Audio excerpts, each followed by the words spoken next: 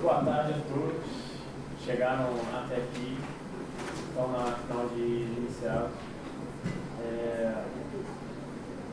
Da bancada de primeiro governo, a gente vai ter Guilherme Barba.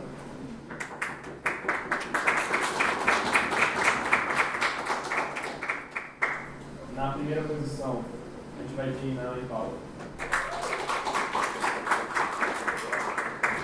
Na segunda defesa, a gente vai ter Gabriel e Li. E na segunda posição, a gente vai ter Luque e Arthur.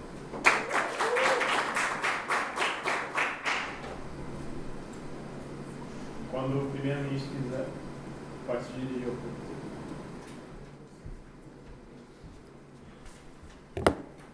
Boa tarde a todos. Vamos direto ao ponto. Por que essa moção não seria boa no quesito de a gente apoiar os ativistas civis? Bem, por que isso não seria bom? Porque existe uma consequência que essas pessoas e a sociedade como um todo iriam passar. O viés sobre as ideologias políticas. Por que a gente não pode misturar isso? Bem, seria muito melhor que o político tivesse um viés em que ele fosse uma pessoa neutra, com ideais universais, para que a associação seja muito melhor representada. Que nesse caso, a oposição vai trazer que seria muito melhor que teriam aproveitamento das minorias, mas a gente não acredita nisso porque se você tem uma luta e você acredita naquela luta, você não estaria completamente representado se você, conservador, estaria na defesa de, por exemplo, questões LGBT. Porque isso não teria um poder efetivo na mudança, como, por exemplo, isso seria alvo de atentados. Então, o malefício que a gente apresenta na sociedade seria esse alvo de atentado dessas pessoas, como ativista, como a Marielle, que é a relação de causa que houve no atentado dela, foi que ela era uma ativista dentro de um círculo sobre ideais políticos, como essa moção trata, só que isso não causou uma diferença em que teve os seus direitos totalmente representados, como isso vai ser apresentado pela oposição. Bem, por que a gente acredita que o político deve ser neutro? Para reforçar o meu ponto. Bem, se você está sendo ativista pelo PT, o apoio seria muito mais difícil se você é uma pessoa de ideais brandos, ideais comparativos longos, você poderia ter as pessoas em geral poderiam repudiar muito mais aquele aspecto, como por exemplo essa mistura de ideais, que o conflito que tem entre o PT, que teria um representante, por exemplo, LGBT, e o bolsominion. E o impacto seria a perda de apoio naquela causa. Como assim a causa que a gente está querendo tratar aqui? A causa política entre esquerda e direita. E também os seus extremos. Bem, a gente também acredita que os direitos civis não são partidários, como é isso que eu estou tentando aprofundar aqui. Que não é partidário no momento em que você diminui os seus ideais, por exemplo, vieses econômicos, do que você está buscando através por exemplo, pela direita, uma visão progressista, e é isso que os partidos hoje em dia buscam, certo? O que seria diferente se a gente tivesse a proeminência de pessoas de representatividade extrema dessas minorias. Que isso seria lesionado, como por exemplo, se eu sou feminista, se eu entro, eu sou feminista, mas acredito em causas em que a direita poderia aplicar muito melhor. Se eu vejo um líder ativista uma líder feminista, ativista, indo para a esquerda, eu sinto que a minha questão representativa dos meus ideais está sendo quebrada. Como, por exemplo, existem pessoas que foram muito criticadas ao longo desse último processo eleitoral, que existiam pessoas LGBTs que apoiaram o Bolsonaro. E essas pessoas relutaram contra a sua própria classe. Ou seja, elas viram aquilo como uma afronta pela luta histórica que essas pessoas tiveram ao longo do tempo.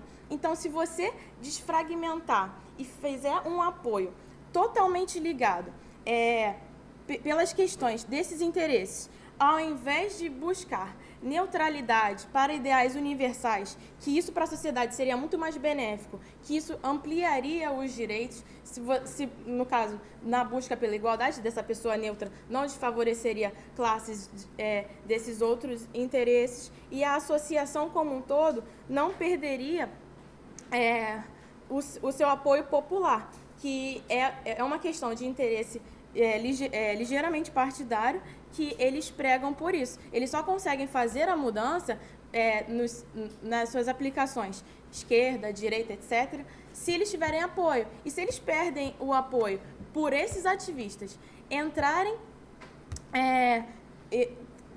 pela sua alta relevância no contexto da sociedade, porque eles são conhecidos. Então, se eles entram nesses lados em que as pessoas podem se sentir lesionadas, no momento em que a gente está aqui lutando por uma causa e essa pessoa vai para o outro lado como ideais contrastantes, como eu já dei um exemplo sobre o LGBT que apoiava o Bolsonaro, que claramente muitos deles eram pessoas de classe nobre, mais rica, né?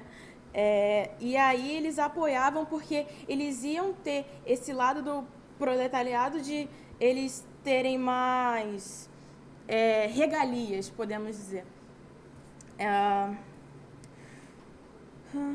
Então, a importância que a gente está trazendo aqui pela defesa é que não devemos misturar interesses políticos com essas lutas, que tem seu outro lado, que tem a sua importância, seu impacto na sociedade de forma individual, representativa, mas não necessariamente com interesses políticos, econômicos, que isso não seria a melhor solução para a sua boa atuação. E com isso eu encerro meu discurso. Obrigada.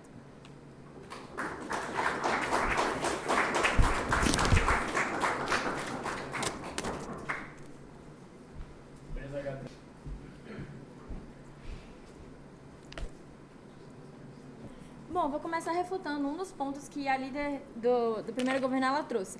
Ela falou que um político ele deve ser neutro. Ela falou que um político ele não pode ter uma mistura de ideais. Só que nós sabemos que existem partidos políticos que no status quo eles representam grupos, eles representam minorias. Essas minorias elas necessitam da sua representação. Então, esses grupos eles vão ter uma proximidade maior a eles. E um exemplo disso é a União Nacional dos Estudantes, quais elas representam um grupo de estudantes, ou partidos políticos que representam partidos trabalhadores, ou representam um grupo que ele realmente não tem essa voz devido ao que eu vou explicar durante o meu discurso. Pronto, meu primeiro argumento vai trazer o argumento da representatividade e eu vou fazer alguns pontos de análise neles e vou trazer dois impactos, um impacto a longo prazo e um impacto a curto e médio prazo. Mas, primeiro, vamos analisar o que é o status quo no país. No Brasil e também em vários lugares do mundo em si,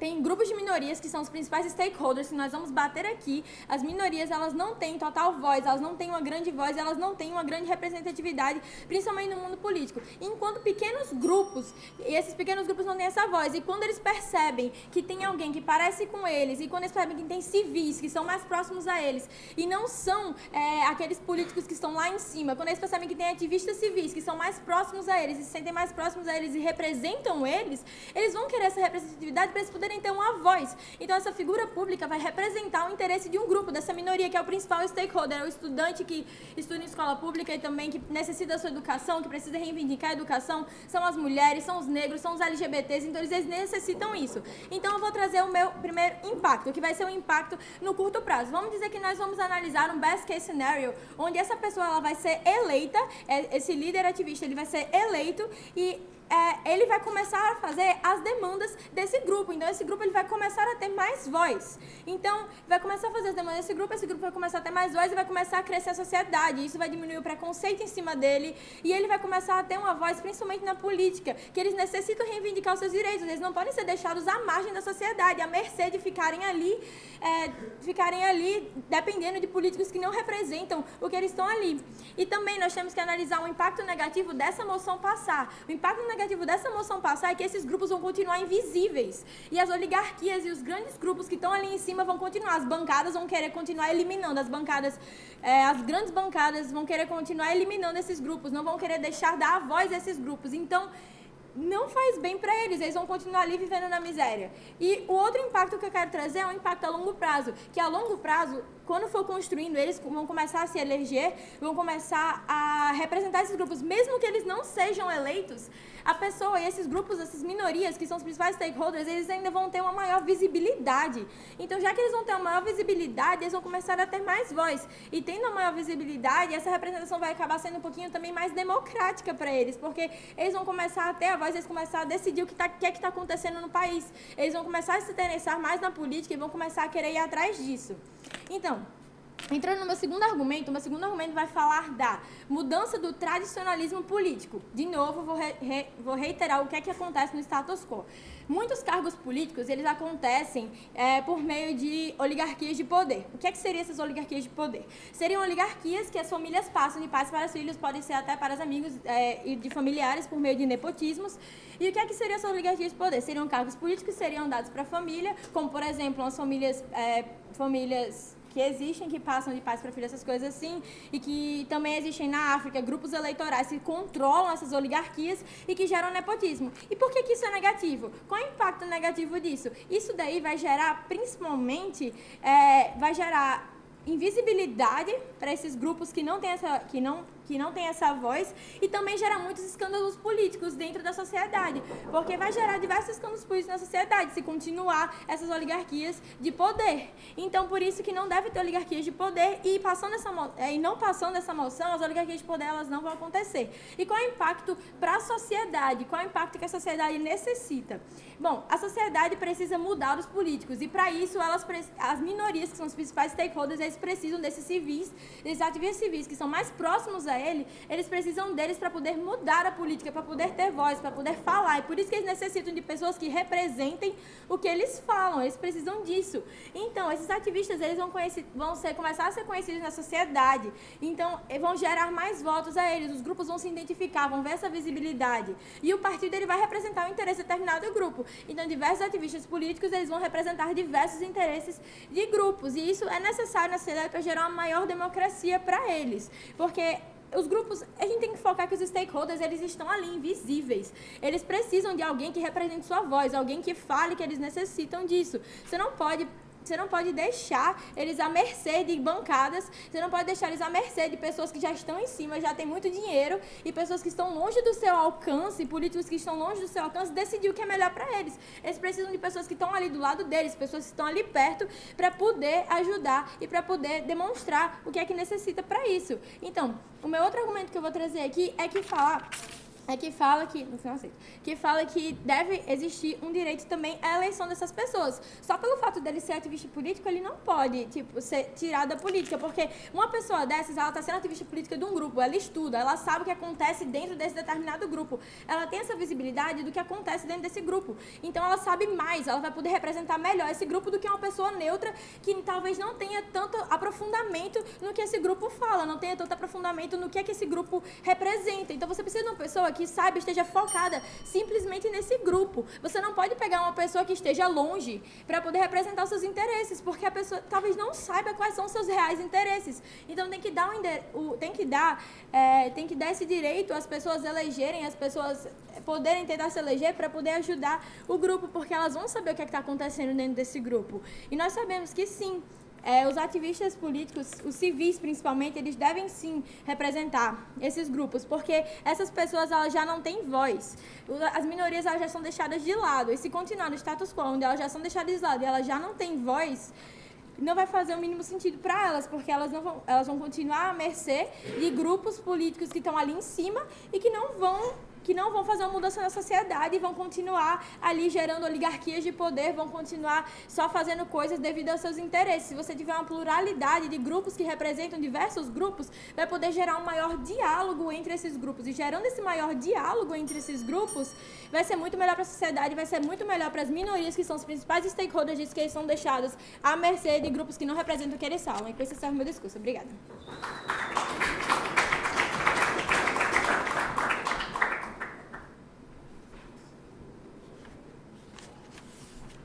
Qual é a principal função de um ativista civil? A principal função de um ativista civil é conseguir angariar apoio da população para que essa população, através da exerção de sua pressão, consiga causar mudanças no mundo.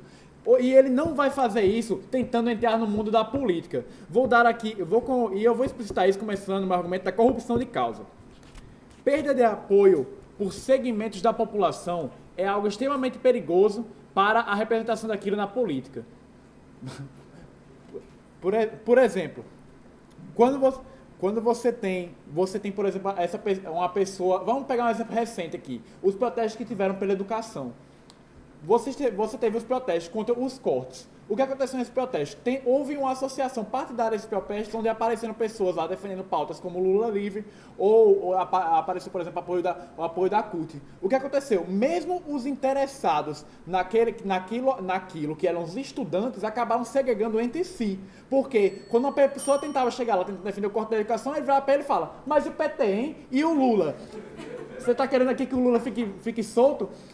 Então, você causa se o que importa para um ativista é conseguir agregar o apoio da população, se associando a uma causa política, você afasta parte da população de você, parte da população que é necessária para você, aí sim, colocar políticos no poder que estão em afinidade, que estão consentindo com a sua causa. Então, a partir do momento que você faz isso, a partir do momento que você entra nesse cargo político, você não só afasta as pessoas, quando você nem tem a certeza de que a atuação daquele ativista que conseguiu entrar vai ser efetiva. Como eu analiso isso? Vamos mostrar aqui o best case scenario deles, que é que a pessoa que é um ativista civil que é eleito. Beleza, ele foi eleito. Porém, é muito provável que ele não consiga fazer mudança efetiva dentro do Senado, porque seriam poucos os ativistas que conseguiram entrar, eles seriam minoria numérica.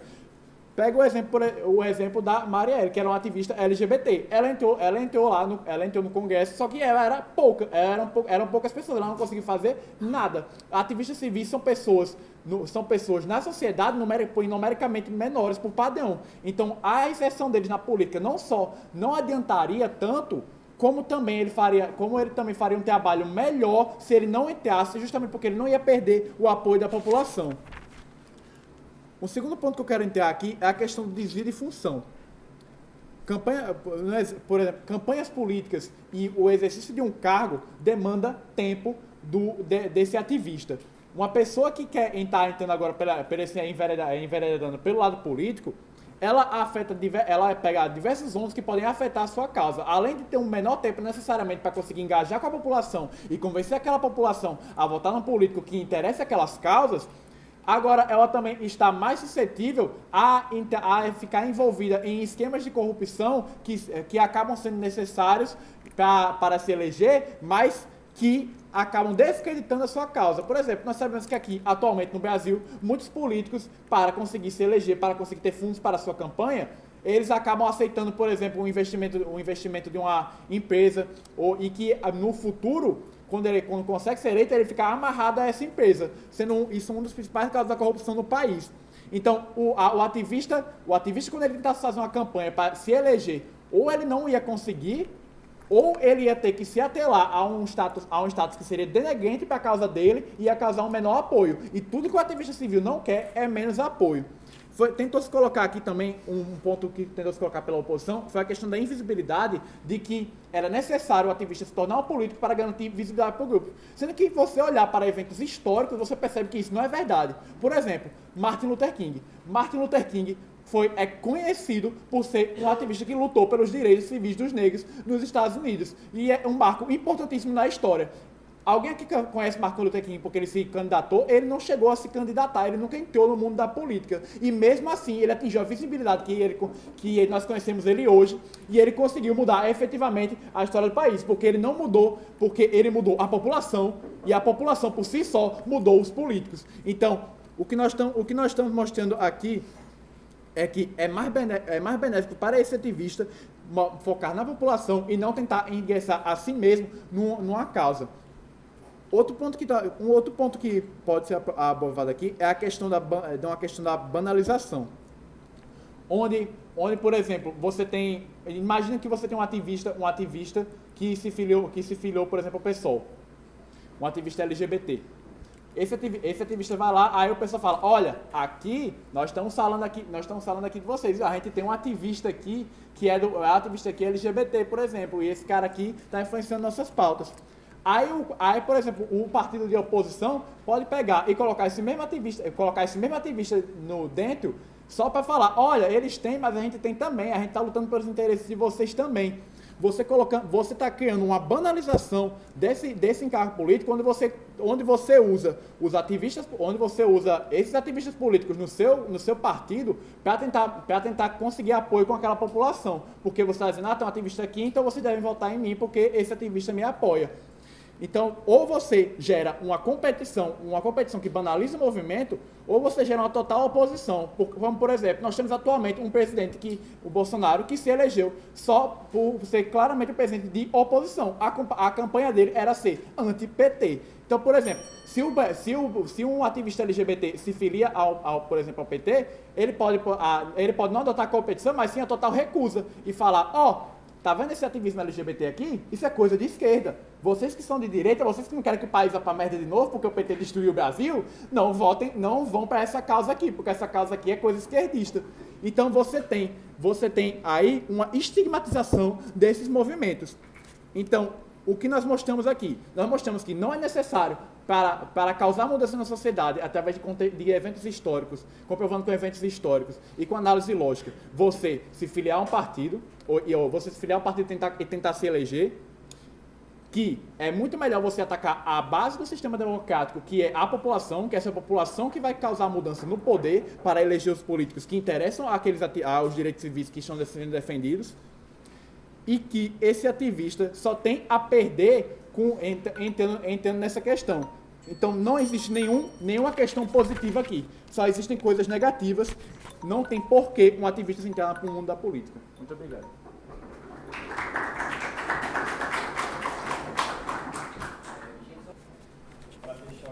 Democracia é o sistema de governo atual mais defendido. Ele tem seus erros, ele tem suas falhas, ele muitas vezes pode até ser fraco, mas é por enquanto ainda considerado o melhor sistema de governo que nós temos.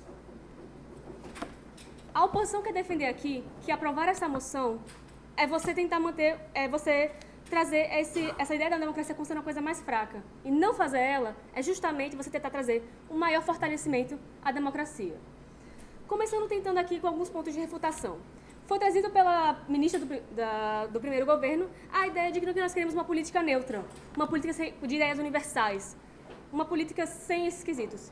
Mas eu devo dizer que isso é impossível, porque a política, ela também precisa ter a representação do que é a sociedade, o que é a população. As pessoas não são neutras, as pessoas têm pontos de vista.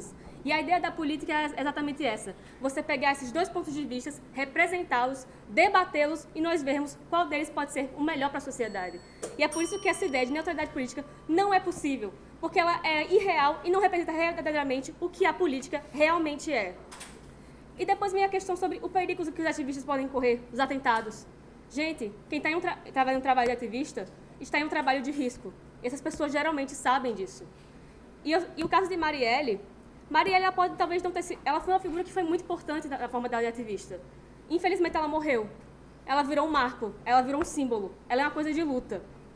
E tudo bem, você tem os casos de luta que não precisaram entrar na política para ser isso.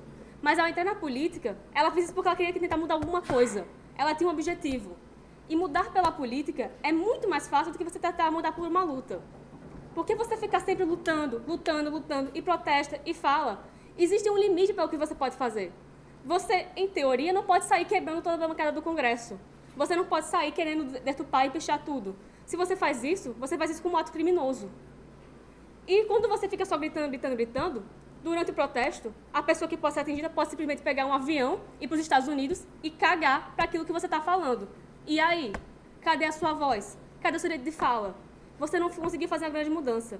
Mas uma pessoa, quando ela tenta entrar no meio político, quando ela entra, ela está no jogo agora. E a partir do momento que agora ela está no jogo, ela pode tentar mudar essa realidade. Outra questão foi a ideia da direita e da esquerda. Se eu sou uma pessoa feminista e, de repente, eu vejo uma ativista feminista entrando num partido de esquerda, mas eu sou de orientação de direita, eu vou querer me afastar obrigatoriamente desse grupo minoritário. Isso é um exemplo. Sendo que, dentro dos próprios movimentos de grupos minoritários ou de grupos desses tipos, eles são subdivididos. Não existe só um tipo de feminismo, não existe só um tipo de movimento negro, existem vários tipos e várias divisões disso. Então, se você vê uma representante disso entrando nisso, você não vai abrir mão de toda uma ideia feminista, se no caso do exemplo que eu dei, só por causa disso, porque existem vários pontos de vista divergentes. Indo um pouco sobre a questão de Guilherme falar da função do ativista civil. Ele quer apoio para causar mudança na população que luta por seus direitos. Exatamente. Eu concordo muito com isso. Mas a luta física por si só e a luta de grito por si só, muitas vezes ela não vai simplesmente bastar. Em alguns casos que bastaram, que você pode ver de revoluções ao longo da época, foram por meio de revoluções que tiveram várias mudanças sociais muito fortes, foram questões muito intrínsecas, e se você for ver geralmente na situação que nós temos hoje, as pessoas não parecem ter muita vontade de lutar. A gente já está mais acomodada, a gente já é uma pessoa um pouquinho mais boa. A gente tem uma pessoa mais pacífica. Nós temos vontade de ficar no meio que estamos. Nós não queremos simplesmente que tudo se destrua. Porque porque quando a gente vê o passado, a gente vê que pelo menos o que a gente tem é melhor do que nós tínhamos antes. E a partir do momento que a gente vai para esse negócio de quebra-quebra, a gente fica, e agora, para onde vamos? Existe muito mais medo de querer ir além, hoje em dia. Além disso, tem a questão do desvio de função. Uma campanha é uma coisa que demanda tempo, ele pode acabar indo para isso, e os partidos políticos podem se envolver, tipo, tem um ativista aqui, vou pegar ele para ir para a minha causa, vou pegar ele para querer fazer isso. Ok, eu assumo que isso pode acontecer, mas eu também assumo que isso não possa acontecer. E isso acontecendo, eu sei que tem todas as coisas ruins, mas um ativista, que é um ativista de verdade, que realmente quer lutar por essa causa, a partir do momento que ele perceber que isso vai acontecer, ele vai querer sair desse momento. E o ativista, se ele entrar nisso e ele ao menos ver como funciona a política, ele vai ter mais uma visão maior de como funciona a questão do jogo de poder. Guilherme, quer fazer sua opinião? No momento que eu falei sobre lutas revolucionárias e quebra de cacete, eu falei que a população, a influência da população que decide quem vai ser eleito, que aí você consegue a mudança efetiva em quem está no poder, e não pela eleição do ativista. Certo, mas isso aí vai entrar muito com o ponto que foi trazido pela minha bancada sobre tentar trazer que no Brasil, pelo menos, em alguns lugares, ainda existe uma certa questão de oligarquias de poder demandadas por famílias. Principalmente se você for olhar em lugares mais pequenos, como interiores, em que compra de voto é uma coisa que existe muita facilidade. E você querer tentar falar, mas aí a gente só conscientizar a população, é só vou tentar fazer as pessoas fazerem conhecimento sobre a importância do seu voto, a gente faz isso há anos. E tem pessoas que simplesmente não se importam. E a questão de algumas pessoas trocarem um voto por uma bituca de cigarro é uma coisa que ainda acontece hoje em dia. E agora eu vou tentar reforçar um pouco trazido pela minha dúvida sobre a questão do que é esse tradicionalismo do status quo de poder. Que as grandes famílias tradicionais, elas tendem a sempre conseguir ter o poder de alguma forma. Seja tendo, sei lá, um sobrinho na Câmara dos Deputados, seja tendo o genro sendo eleito como prefeito de uma cidade, eles ficam sempre mantendo essa situação de poder. E qual é o grande impacto negativo disso? O poder fica sempre concentrado em uma pessoa, em uma ideologia, em uma coisa só. E se a gente nunca vai fazer uma mudança de uma coisa para outra, vai sempre ficar, né, nesse meio de núcleo de família, as coisas vão sempre ser as mesmas. Mas uma pessoa que ela é uma ativista, que ela quer fazer uma mudança, que ela quer tentar, quando ela entra nesse meio político, ela vai ter muito mais chances de conseguir ganhar por 2 motivos. Primeiro, ela é uma pessoa que ela já tem um apoio popular, uma certa visibilidade. Então, ela já vai conseguir votos. Segundo, ela vai ser uma pessoa que vai ser de interesse também dos partidos de fora de querer adentrar ela. Mas os partidos de fora podem deturpar ela. Podem. Mas ela também pode querer causar uma mudança nos partidos de fora. Assim como ela pode entender como funciona realmente aquela ideia de partido, ver aquela estrutura e quando sair falar, agora eu vou fazer do meu jeito. Porque você ainda pode criar um novo partido. Isso ainda é permitido. Então, essa mudança pode ser feita de outras maneiras. E outra questão foi a questão da representatividade, que vai exatamente usar para finalizar meu discurso. É nessa questão, nós deixarmos que essas pessoas participem, é você deixar que toda a democracia possa ser representada da melhor maneira possível. Muito obrigada.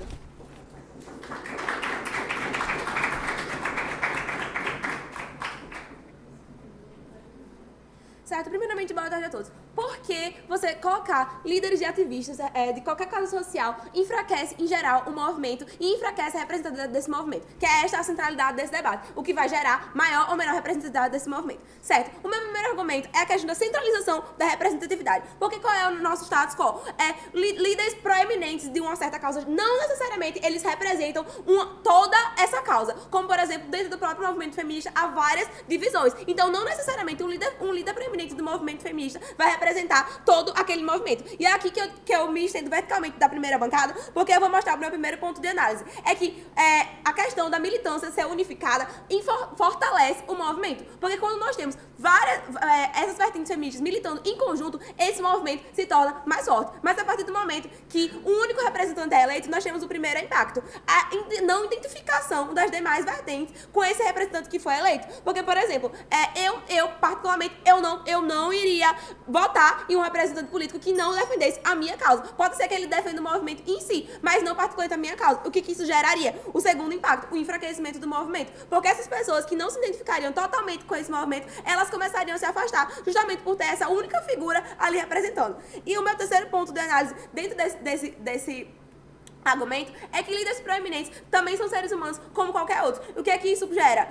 O primeiro impacto. Vamos fazer aqui um trade-off. Vamos supor que, certo, ele vai entrar na política com a melhor das intenções, querendo melhorar, querendo trazer benefícios para essas minorias, mas o que acontece?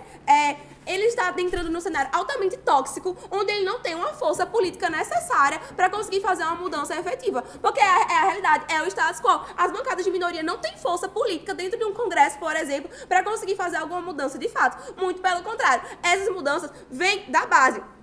E agora, um segundo impacto dentro disso ainda, vamos pegar agora o pior caso possível de um escândalo de corrupção vazado atinge com muito mais facilidade e com muito mais abrangência um líder, uma pessoa que representa uma minoria do que uma pessoa que representa uma maioria. Porque, por exemplo, quando o Jean Willis deu aquela cuspida em Bolsonaro, todo mundo só conseguia associar ele e a causa LGBT a isso.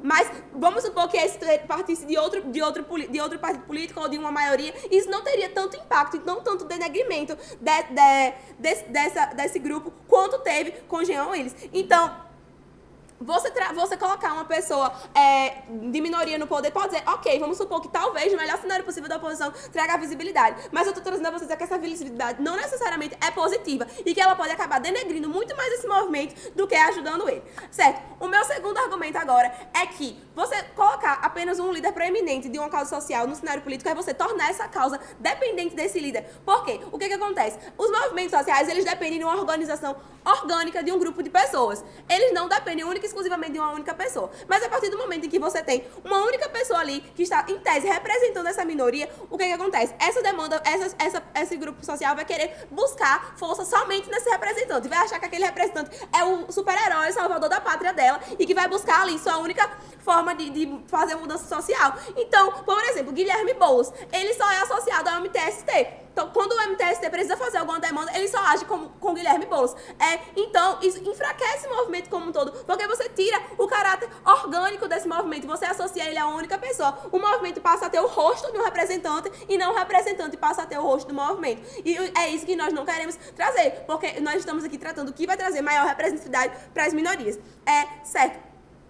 Agora, o meu segundo impacto dentro disso é que a população, como um todo, vai achar que o processo eleitoral vai ser a única forma de trazer mudança social, que é isso que a oposição tenta trazer a todo momento, que a única forma de trazer mudança de um cenário é através da eleição. E agora, refutando diretamente, Paulinha, a gente precisa de quebra-quebra. A gente precisa que as pessoas vão às ruas, porque, historicamente, é isso que faz mudança social. É extremamente necessário que as pressões populares estejam em ativa, porque são elas que, historicamente, fazem mudança. São elas que, quando passam o período das eleições, continuam indo às ruas para buscar mudança social. Não é apenas elegendo, não. Porque política a gente não constrói votando, não. Política a gente constrói todos os dias, como cidadãos políticos que somos.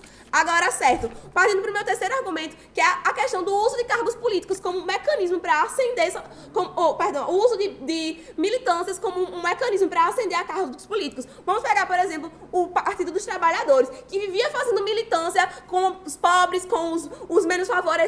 Beleza, eles conseguiram se eleger, conseguiram. Mas o que aconteceu quando eles chegaram no poder? Eles se corromperam. Eles não conseguiram manter as demandas sociais com relação a isso. E o que é que isso gerou? Por muito tempo, um movimento como a periferia, que se baseava apenas no Partido dos Trabalhadores como sendo seu enfoque, ficou totalmente sem ter aonde pisar. Por quê? Porque eles estavam dependendo única e exclusivamente de líderes que estavam ali em cima e perderam o seu caráter organizativo. Mas, pelo contrário, quando nós temos esses líderes preeminentes, esses militantes preeminentes na base, que é onde a força está, ali organizando a base, construindo, mesmo que caísse PT, caísse o mundo, a base continuaria forte para lutar pelos seus direitos. Então, nós temos tendo todo um trabalho nesse cenário democrático, trazendo aqui para o Brasil, porque a base não estava forte. Por quê? Porque estávamos nos segurando única e exclusivamente em um líder que estava no poder. Aí, certo, nós agora vamos para o contrário. Quando nós temos um líder fora do cenário político, como, por exemplo, Mano Brown, quando o Mano Brown vai na favela falar, ele é escutado. Por quê? Porque ele é um líder proeminente que tem força de organizar dentro da sociedade. Paulinha. Tá certo. Considerando que agora essa pessoa que vai entrar na política, ela também vai ter muita visibilidade da população. Isso não vai fazer a população entender mais a política, que tenha mais força para fazer a mudança social? Não necessariamente, porque não é porque eu tenho uma pessoa que eu conheço na política que eu vou entender mais a política. Como eu falei, política a gente constrói diariamente. Não é só porque, por exemplo, um tio seu tá dentro da política que você vai entender a política. Isso não acontece. Tem um salto lógico muito grande, aí você precisa se esforçar um pouquinho mais para me provar como é que isso é verídico, como isso se verifica. Certo. Agora, fazendo um pouco de refutação do caso da primeira oposição, trouxe que isso traria um maior enfraquecimento da democracia, que se essa moção passar, vai enfraquecer a democracia. Mas é muito pelo contrário. O que nós queremos é que a democracia esteja forte onde ela precisa estar, que é na base, que é onde o poder se encontra. E também falou sobre a questão de limites, que tem limite para o quebra-quebra, que nós precisamos ir por um caminho mais pacífico, porque agora nós somos melhores, somos mais bons. Eu devo lhes lembrar que nenhum direito é nosso se nós deixarmos de lutar por eles. Porque os retrocessos vêm. Eles vêm como estão vindo, como se prova. Então, nós não podemos, não é nada plausível que nós consigamos mudar o cenário político corrupto através de um meio corrupto, que é o próprio sistema. Então, por isso que o caso da oposição não se verifica. Muito obrigada.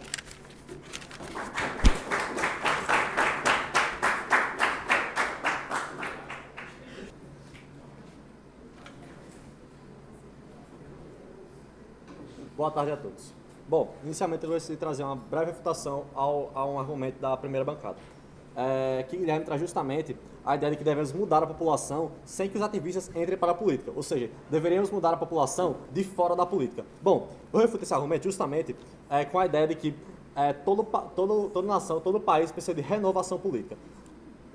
Se você traz representantes mais aliados aos interesses da população, que estão sempre em mudança, os interesses mudam constantemente. Dessa maneira, você tira da política os políticos que privilegiam as próprias necessidades e as necessidades passadas. É irresponsável você esperar por mudanças desse tipo de político. É irresponsável você esperar que ativistas consigam esse amparo popular e mudem a política de fora. Você precisa mudar a política tanto de fora como de dentro. Dessa maneira, precisamos sim eleger ativistas civis para a política. Por dessa maneira, nós poderemos justamente combater a velha política e as velhas tramanhas, os vários privilégios da antiga política. E assim eu passo para o meu primeiro argumento, que é justamente o argumento da representatividade. A primeira bancada de oposição pincelou rapidamente essa questão de representatividade, porém, ela cometeu o erro de focar essa representatividade justamente num grupo fechado, que é o grupo das minorias sociais. Como, na verdade, em grande parte do debate, a argumentação se focou justamente somente nas minorias sociais. E eu e a minha bancada traremos uma visão mais ampla, uma visão que abarca tanto as minorias sociais como o restante da sociedade. Desse modo, eu trago aqui que os ativistas civis, eles são prominentes porque eles têm amparo popular, porque eles são conhecidos. Desse modo, se eles são eleitos, a população se sente representada. E por que é importante a população se sentir representada? Justamente porque, sem representatividade, a política se distancia da população. E qual é o risco disso? O risco disso é justamente a insatisfação popular. Nós temos inúmeros casos de insatisfação popular que levou a crises políticas. A falta de amparo para a realização de projetos leva justamente a essa crise política. O exemplo mais recente que temos e que se aproxima mais da nossa realidade é justamente o governo de Dilma de 2013 a 2016, que foi literalmente o apoio público dela foi literalmente caindo, até o ponto em que ela não conseguia mais aprovar nenhum projeto. Desse modo, ela não conseguiu controlar as contas públicas do país e com a crise política ocorreu o golpe, impeachment, enfim. Então, essa falta de amparo para a realização de projetos levou justamente à crise política. Mas peraí, crise política não é justamente um problema político? Como é que isso afeta o resto da sociedade? Justamente porque as crises políticas vêm acompanhadas de crise econômica.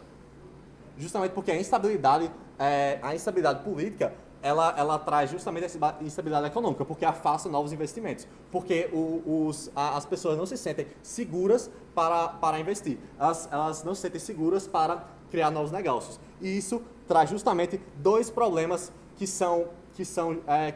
podem literalmente derrubar um país, que é o que aconteceu com o Brasil nos últimos anos. Por isso que o Brasil não cresce, por isso que o desemprego chegou a 14%. Os dois problemas são justamente o desemprego e um Estado falido.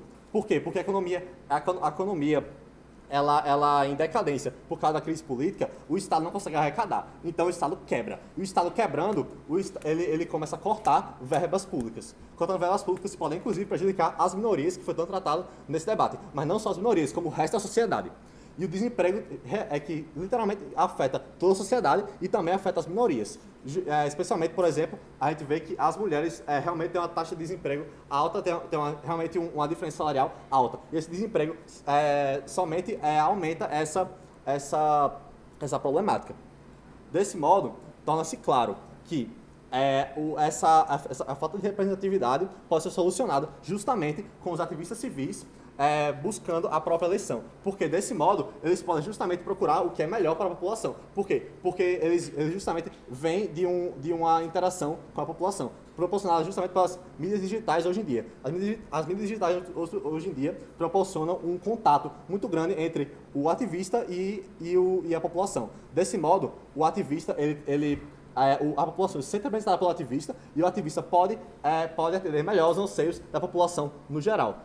Seu ponto, deputado. Dado o status quo, como é que a minoria consegue mudar a velha política de dentro do Congresso? Simplesmente sendo eleita. Por quê? Veja bem. Isso foi justamente o ponto trazido de que, pela primeira bancada, de que, peraí, mas Mariela era minoria dentro da Câmara de Vereadores. Sim, certo. Mas e aí? A gente vai simplesmente ficar de braços cruzados e esperar que, magicamente, um dia, a população toda, em uma só eleição, vote em todos os ativistas políticos de uma vez? A gente tem que gradualmente eleger os ativistas políticos. Não vai ser no futuro, em 2050, que a gente vai conseguir eleger uma Câmara de 500 ativistas que representem os anseios da população. A gente tem que eleger aos poucos. Há 30 anos atrás, quantos ativistas que realmente representavam os direitos da sociedade você via na Câmara? E hoje? Não ocorreu um aumento? Isso é aos poucos, isso é gradual, e para realmente mudar a política, mudar esse país e garantir que a população se sinta representada e que não haja falta de representatividade, nós precisamos eleger os ativistas políticos. Eu vou só passar para o próximo argumento depois eu aceito os pontos. Bom, o próximo argumento é justamente o do cenário micro. Por quê? Porque nós estamos falando muito aqui da política no geral, mas também existe um ponto importante a ser tratado, que é justamente o cenário micro, o cenário das cidades. Por quê? Geralmente o foco está mais focado justamente no Senado, na Câmara, mas as cidades pequenas precisam sim também de uma renovação. nós vemos aí que, a partir das cidades pequenas, oligarcas como Sarney, os Calheiros, os Maias, dominam esse país, dominam as cidades, os estados e o país. Então, a partir do momento em que nós conseguimos eleger representantes civis, ativistas civis em cada cidade, aos poucos nós vamos conseguindo retirar o poder político dessas grandes oligarquias. Porque hoje em dia a política do sertão ainda está nos anos 20. Aos poucos nós podemos justamente libertar o Nordeste, que é a região que é mais marcada por esse atraso na política, e justamente conseguir realizar uma renovação política que trará melhorias para a sociedade. Aliás, eu gostaria de reforçar ainda que os políticos do Nordeste geralmente se caracterizam por uma posição conservadora, uma posição retrógrada em relação aos direitos das minorias. Então, desse modo, você combatendo justamente essa classe política, você muda tanto o cenário das minorias como o cenário populacional das pessoas que passam fome e que morrem por falta de água, por falta de educação e de emprego no interior. Obrigado, e assim eu encerro meu discurso.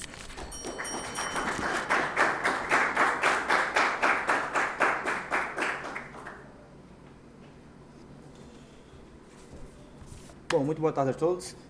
Espero que estejam todos devidamente cumprimentados. Agradeço a presença de todos aqui. E, bom, vamos começar aqui fazendo refutações primeiro ao caso da primeira posição, depois centralizo a fazer refutações na segunda posição e explico a diferenciação aqui do porquê que a segunda defesa vence esse debate. Bom, partindo para o caso da Inaã e da Paulinha, elas centram muito na questão de que, não muito diferente da segunda posição, mas centram muito de que a mudança deve vir de dentro, que a gente deve eleger pessoas que tenham representatividade porque elas vão conseguir mais votos por terem essa representatividade, por serem pessoas proeminentes na sociedade e que, assim, entrando na política, elas vão conseguir fazer essa mudança. Mas a realidade é que, assim como elas falaram, revoluções quando acontecem trazem boas mudanças, mas essas revoluções não aconteceram por pessoas na política mudando, mas sim por pessoas que saíram às ruas, pessoas que saíram por fora das ruas e mostraram que o que está acontecendo não era para acontecer e que isso deve mudar. A realidade é que você tem que fazer essa mudança justamente de fora para dentro. E isso eu vou explicar melhor mais à frente. Elas falam aqui a questão da Marielle ser um marco de luta. Exatamente, a Marielle é um marco de luta, mas ela é um marco de luta exatamente porque ela morreu num cenário nocivo às políticas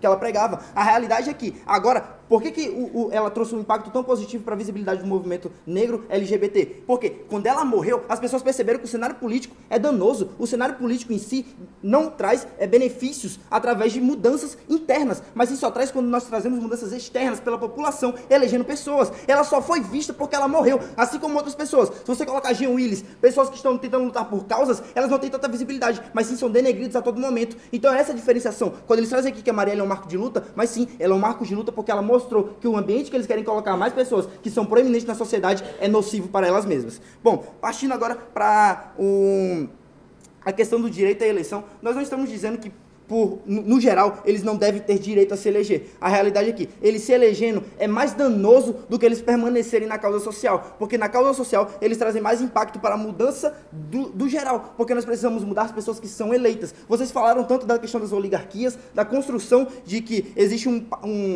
um grupo específico que domina a política. Então, como é que uma pessoa que está entrando agora, vamos supor, 10 pessoas que estão entrando agora vão competir com 250 e poucas pessoas que estão juntas para lutar por benefícios próprios? A realidade é que isso não acontece. A gente só muda a sociedade como um todo. A gente só muda o cenário de apoio às minorias quando nós mudamos de fora, quando nós mudamos as pessoas que estão lutando para a causa e mostramos que existe uma luta aqui acontecendo. Antes de passar para a segunda posição, e não...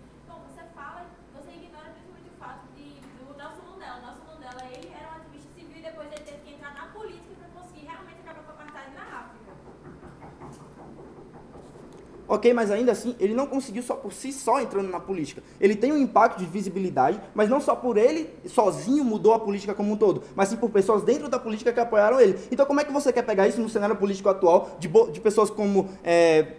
do partido do Bolsonaro, que são completamente conservadores para apoiar políticas como essa. O Nelson Mandela, ele criou um impacto tão grande na sociedade antes de entrar na política, que ele conseguiu mudar a política como um todo para tornar um ambiente menos nocivo antes dele entrar. É uma diferença totalmente grande entre eu botar pessoas para combater um ambiente nocivo do que eu mudar esse ambiente nocivo e depois eu entrar nele. Então, isso não se aplica aqui. Partindo agora para a segunda oposição, e aqui eles trazem uns pontos um pouco interessantes. Eles falam sobre questões de interesses sendo protegidos, que existem velhas tramãs e que a gente precisa mudar de dentro. Mas isso cai também na mesma explicação que eu dei para o caso da primeira oposição. Você não tem como mudar o ambiente interno se você está com pessoas que não o apoiam, com pessoas que não ajudam você a representar uma causa. E aqui eles citam um exemplo dos maias e dos Limas aqui no Nordeste. Qual é a realidade? Você está tratando de um cenário impossível de que cidades pequenas vão ser representadas por estarem elegendo ativistas. Você está falando simplesmente do meu caso, que é o caso de ascender pessoas que concordam com a causa dentro da política, do que você colocar uma ou outra pessoa ali dentro que vai fazer a mudança no cenário como um todo. A realidade é que isso aí se pauta num cenário, no meu cenário, que é o melhor caso possível de que as pessoas começam a eleger pessoas sensatas para entrar na política, porque eu não preciso necessariamente,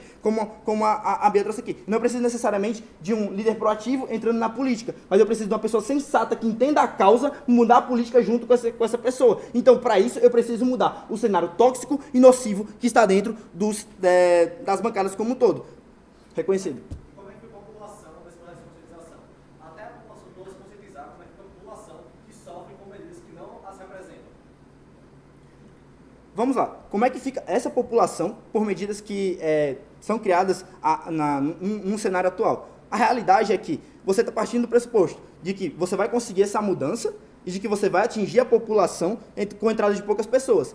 Ok, eu assumo que o processo pode ser lento, que isso acontece, mas no seu status quo isso não muda nem a curto prazo, nem a longo prazo. Então, como o teu caso soluciona o que eu estou trazendo aqui? A questão é que, quando nós fazemos um trabalho de causa, nós fazemos um trabalho de base, que é o que a Bia trouxe aqui, é de que a gente impacta mais a população, e a partir da gente impactar a população, nós trazemos a mudança no cenário como um todo. E não só simplesmente esperamos por uma possibilidade de mudança de oligarquias, como você tenta trazer aqui. Bom, então, reiterando aqui o porquê que a gente ganha esse debate. Nós trazemos a questão de que, se a gente faz uma centralização de representatividade, a gente fere cada vez mais o movimento, porque nós estamos prendendo a visibilidade de um movimento como um todo em pessoas específicas. Assim como, por exemplo, o PT se escorou em movimentos negros, LGBTs, de minorias, etc., eles não lutaram pela causa. E foi muito do que o Mano Brown, um ativista proeminente, chegou e falou durante uma de suas palestras. Ele falou que o PT perdeu a visibilidade porque ele perdeu a noção de causa do partido. Ele perdeu a noção de causa que o partido estava tentando defender. Então é aí que um líder proeminente prova que não é com essa forma de representatividade nociva na política que nós mudamos o cenário, mas sim como nós elegemos pessoas que entendem a nossa causa, que representam ela. Então, vamos deixar bem claro aqui, se a gente coloca a nossa dependência em pessoas específicas, nós não atingimos a representatividade necessária, mas sim quando nós mudamos o cenário como um todo, e não só com uma pessoa tentando mudar o cenário. Nós precisamos que pessoas do movimento em geral entrem, e não só uma pessoa específica. Então, nós estamos correndo aqui contra 3 aspectos importantes. Se a gente quer mudar o cenário político e atingir a população, a gente precisa mudar o cenário como um todo. Se a gente mantém isso para uma única pessoa, nós não atingimos o que nós queremos, porque vai ter só uma diminuição do movimento. Eles vão ser desestimulados pela população, não vão ter credibilidade para a população por estar no meio de um ambiente nocivo e que só prejudica para eles, tanto por questão de corrupções e etc. E ainda assim, nós vamos ter o uso dessas militâncias como escadas para ascensão ao poder, o que não é o que a gente quer. A gente não quer um movimento sendo futilizado simplesmente para a eleição, mas a gente está querendo um movimento que mostre que a população precisa ser escutada, que a população precisa ser atendida e que ela só vai ser atendida quando a política como um todo estiver mudando. Muito obrigado.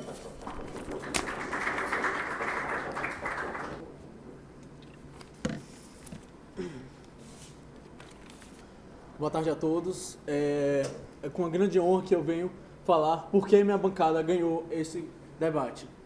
Em primeira análise, queria falar do que o governo trouxe.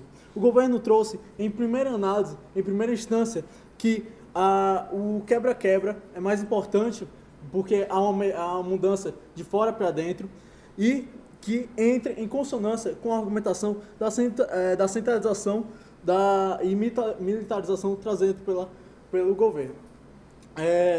No entanto, temos que falar que com aqueles representantes, com aqueles indivíduos que estão no plenário, que estão dentro do cenário político, dentro do cenário que faz parte, que toma as ações, que tomam parte do futuro do país, eles sim podem trazer pautas, trazer argumentações, trazer dados que nunca foram trazidos, nunca foram representados, nunca foram discutidos no plenário, trazendo assim uma ideia de que há uma possível mudança. Existe pessoas, existem indivíduos que estão lá mudando o cenário, tentando mostrar àquelas populações que estão que têm um pensamento unilateral, um pensamento mesquinho e corrupta, que sim, há outras pessoas, há outras minorias, há outros indivíduos que merecem sua representatividade e que, se não tivesse ativistas, que não tivesse pessoas que lutam pela minoria, nunca poderiam ter uma mudança, uma visão diferente. Existem indivíduos lá, na política mesmo, que já mudaram de opiniões e mudaram suas ideias. Por quê? Porque ativistas, porque indivíduos que pertenciam que eram ativistas no início e foram para a política, conseguiram desenvolver de forma coesa e trazer benefícios para toda a sociedade. Pois não, Bia, seu ponto. Então, certo. E eu queria, então, relatar por que minha bancada vai cair de frente sobre a... Pois não, Guilherme. Porque uma bancada majoritariamente conservadora ia dar ouvidos a um ativista LGBT minoria, introduzindo dados, estatísticas e sua opinião no assunto. Certo, Guilherme, entendi seu ponto. Mas entenda que indivíduos que não tinham... quando tiram ativistas, tiram esses indivíduos que geravam um posicionamento, que poderiam gerar uma ideia, não estão presentes na constituição do plenário, na constituição de novas ideias, na constituição de novas leis, não estão presentes, o que vai ter uma manutenção daquele pensamento, vai ter uma manutenção e não tem uma pessoa para intervir, não tem uma pessoa que mostra, nossa, tem esse lado, gente, tem esse outro pensamento, mesmo que seja uma ideia que seja pouca possibilidade, tenha pouca possibilidade de mudança, mas existe alguém lá fazendo a diferença, existe lá alguém defendendo as minorias. E eu queria falar agora porque a minha bancada sai na frente da primeira oposição. A primeira oposição trouxe um stakeholder limitado, um stakeholder voltado apenas para a minoria. Nós, da segunda oposição, trazemos um ponto que fere toda a economia e toda a sociedade brasileira como um todo. Por quê? Porque quando uma população não tem a representatividade, não tem indivíduos que lutam pelas classes, pelas ideias populares, pelas ideias que estão em pauta no momento, quando não há essa representatividade, quando não há essa luta, há uma pouca representatividade. O que gera crises políticas, gerando manifestações que não há manifestações contra o governo, contra indivíduos políticos, contra esses indivíduos, há uma geração de uma crise econômica, uma crise política. Uma crise econômica, havendo uma crise política, os indivíduos, empresários, indivíduos de outros setores fundamentais para a economia brasileira, para a economia nacional, vão sair do país, pois a gente sabe muito bem que um empresário quer uma margem de segurança, quer uma margem para trabalhar, quer uma lucratividade. Quando há um cenário de crise política, quando há um cenário de insegurança na política, eles irão se afastar, gerando desemprego, desestruturação do país, gerando problemas na saúde pública, na instituição de escolas, na instituição de na melhoria, na escolarização de indivíduos e principalmente gerando um caos, um estado de anomia no Brasil, gerando um estado de completa barbárie do Brasil. Pois não? Já foi provado pela minha bancada que a mudança só vai acontecer com a mudança da população como um todo. Então, como que no seu caso isso se prova? Se é mais fácil atingir a população através de militâncias do que afastando-se dela indo para a política? Foi apresentado muito bem pela minha bancada que tendo um bônus de um representante ir para a política ir para o plenário, ir para comissões e ir para presidente, como foi o Lula, bem ressaltado pela minha bancada, que esses indivíduos poderão sim trazer uma mudança. Lula conseguiu implementar o Bolsa Família, implementar medidas que ajudaram os proletariados, ajudaram as pessoas, aqueceram a economia brasileira, aqueceram o sistema político, conseguiram uma ascensão social para esses indivíduos. Então, quando ativistas estão no poder, ativistas estão dominando o cenário político, aí sim há uma mudança no cenário político, aí sim podemos ver melhorias e melhorias cada vez mais no cenário político no país e no cenário político internacional. E assim eu encerro meu discurso.